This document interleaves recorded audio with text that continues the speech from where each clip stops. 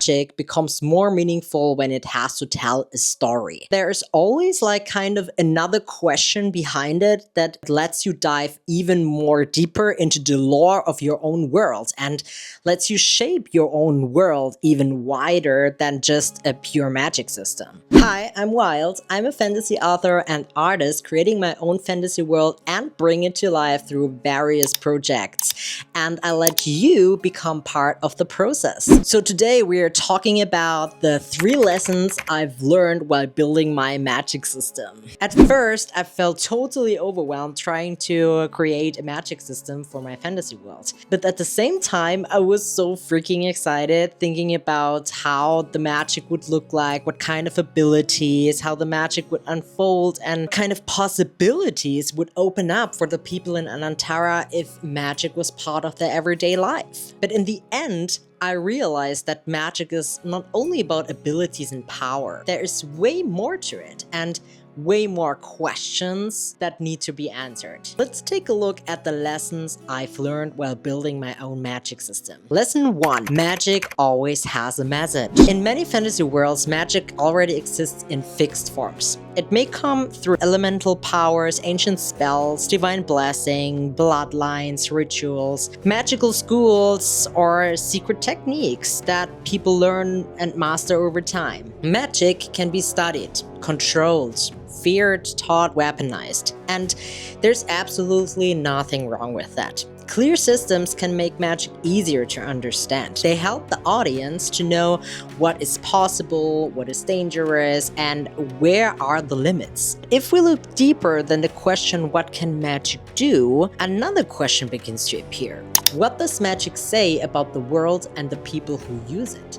Because magic is rarely just a collection of abilities. It can represent knowledge, faith, nature, control, freedom, corruption even, identity and self-expression. A great example would be the elemental magic in Avatar: The Last Airbender. On the surface, bending is a power system. Some people can control water, fire, earth, and so on, but the elements are not only abilities.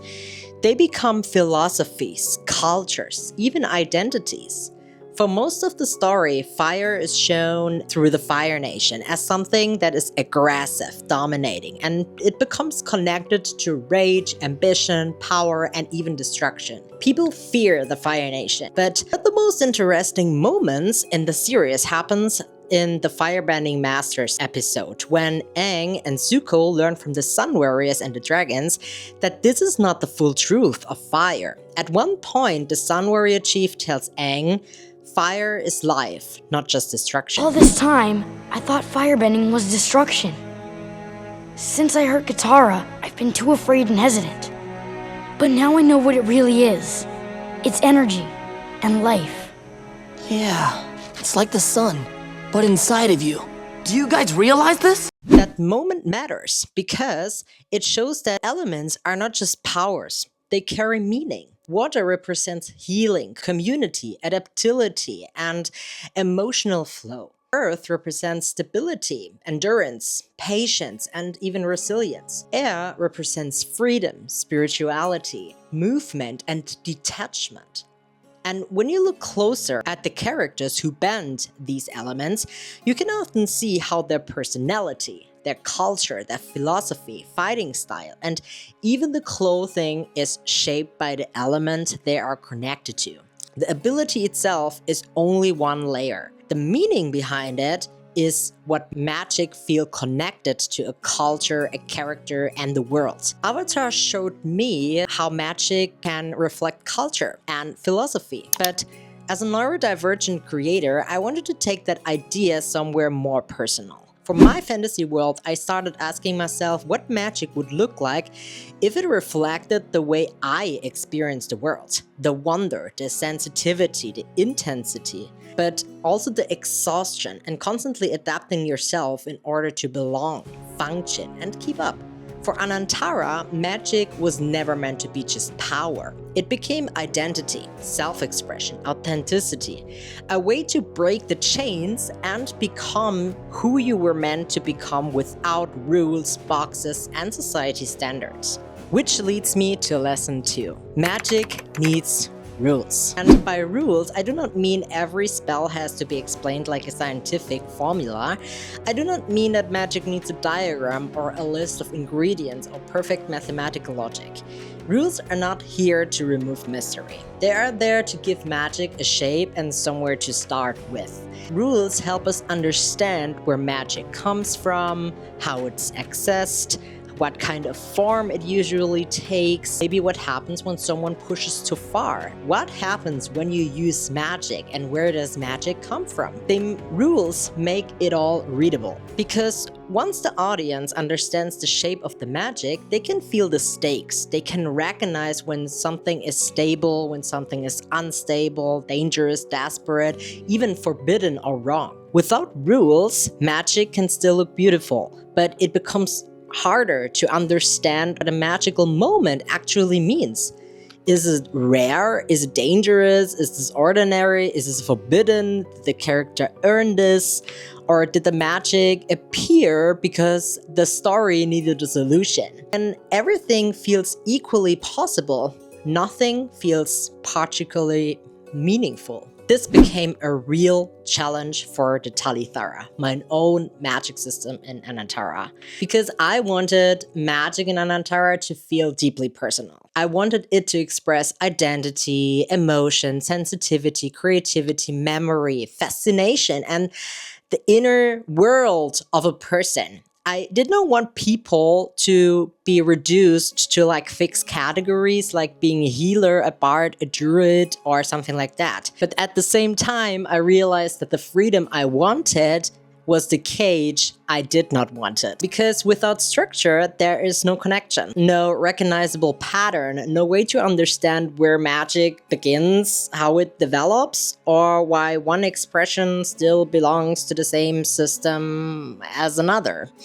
So I had to ask myself, if magic in Ananthara does not begin with a spell, an element, a class, or something, what does it begin with in the first place? So I needed something that worked like a shared root with many possible evolutions. Because if I wanted a magic system that is rooted in self-expression, I shouldn't have a magic system that limits self-expression.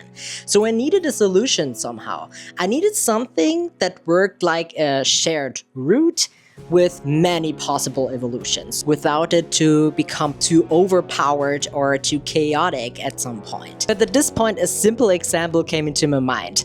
If you remember Eve, the Pokemon, it starts with the same base. Eve is Eve, but depending on the condition, on the environment, bond, or influence, it can evolve into very different forms. And this was the root I was searching for my magic system. Before we dive too deep into this, I will make another video on my own magic system, how it works, what are the foundations, and so on. I just want to stick with what I learned creating it. So I guess with Eve, you got a good example on what I mean with creating specific rules, like where does your magic start and how does it evolve in many different areas. In the end, putting magic into a system did not make it less personal. It helped me understand its possibilities. It helped me understand its limits, its consequences in the first place, and it made that the magic more believable, more tangible, and even more meaningful. Because rules do not make magic less magical, even if it sounds nobody likes rules at some point. They make personalization understandable and prevent chaos from happening. Which leads me to lesson 3. Every magic system needs a counterpart. Not necessarily an evil version of itself, but something that answers the question, what happens when magic is pushed too far, abused, manipulated, and so on? Because every magic system has something it values, and the counterpart reveals what happens when that value is damaged, corrupted, exploited, or taken too far away, because a society just works like that. The counterpart of a magic system should not feel random. It should grow from the same idea that makes the magic meaningful in the first place. If the magic is about balance, the danger is imbalance. If magic is about faith, the danger is corrupted belief. The counterpart gives the system weight. It shows that magic is not separate from the consequence. It shows that every use of power can disturb something, demand something, reveal something, or break something. Because without a counterpart, magic is a solution to everything. You are overpowered at some point. Nothing can harm you. But with a counterpart, magic becomes a choice. What kind of consequences it has using the magic. But that doesn't need to mean that everything needs to be parted in good and evil. A counterpart could be an exploration, an imbalance, a decay, or an extraction. If magic is built around faith, for example, its counterpart might be spiritual manipulation, for example. The counterpart of expression would be suppression and control.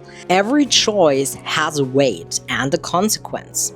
The biggest lesson I've learned while creating my own magic system was that magic becomes more meaningful when it has to tell a story. There's always kind of another question behind it that lets you dive even more deeper into the lore of your own world and lets you shape your own world even wider than just a pure magic system. A magic system is not only a set of powers. Every part of it says something. Source shows where the world believes power comes from. Rules shows what gives that power a shape. It limit shows where power stops, and cost shows what power demands. Taboo shows what people fear, and its consequences shows what happens when power is used without care, balance, or understanding. That is where magic can become one of the strongest parts of your world building. If you look closely, every spell, every rule, every restriction, and every forbidden form of magic can reveal something about the world and the people who live in it. So if you're building your own magic system, do not only ask what your magic can do, ask what it means. What does it say about your world? What does it say about power, fear, faith, knowledge, control, and belonging? What does it rules reveal? What does it limits protect? And what does its taboos warn people to never repeat again? Because the strongest magic systems are not always the ones where everything is possible. They are the ones where every possibility has a meaning. This is it for now. If you have any questions or if this video made you think deeper about your magic system, how you create it, and the meaning behind it, then leave a comment, follow my process in building my own fantasy world. Like, subscribe, and hit the bell. Let's see us in Ananthara, little wisps, and stay safe on your travels. Goodbye. The light of the wisp planted a seed, from which grows the courage they surely will need. And the ancient chronicles they now hold will guide